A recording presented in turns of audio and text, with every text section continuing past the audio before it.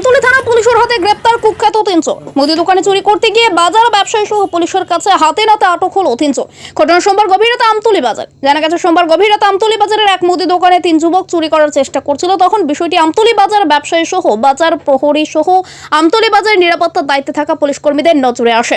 আর তখন হাতে নাতে আটক করা হয় ওই 3 চোরকে। অভিযুক্তরা হলো আগরতলা দশমীঘাট মহাবীর ক্লাব সংলগ্ন এলাকার পল্টুদে, বদদোয়ালি বিবি ক্লাব সংলগ্ন এলাকার বিশালদে এবং আমতলী জুটমিল কোয়ার্টার সংলগ্ন এলাকার হরিশঙ্কর পড়শি। তাদেরকে আটক করে আমতলী থানায় নিয়ে আসা হয়। পরে পুলিশের জিজ্ঞাসাবাদে তারা চুরির ঘটনাটি স্বীকার করে। মঙ্গলবার সকালে আমতলী বাজার ব্যবসায়ীদের পক্ষ থেকে অভিযুক্তদের বিরুদ্ধে আমতলী থানায় লিখিত আকারে একটি মামলা দায়ের করে। আমতলী থানার পুলিশ এই ব্যাপারে 3 অভিযুক্তের বিরুদ্ধে 305A, 307, 118, 1(3)5 ধারায় একটি মামলা নথিভুক্ত করে। আমতলী বাজারে তারা একটা মুদির দোকানে ঢুকে চুরি করার উদ্দেশ্যে এখানে আমাদের পুলিশ পার্টি এবং বাজার পাহারা মিলে তাদের আটক করে এবং আমরা থানায় নিয়ে আসি। এই ব্যাপারে একটা আমতলী থানাতে কেস রেজিস্টার হয়েছে, চুরির কেস, এবং তাদের বিরুদ্ধে যথেষ্ট এভিডেন্স আছে। একজন নাম পল্টু দে, একজন বিশাল দে, আরেকজন রামপ্রসাদ পার্সি।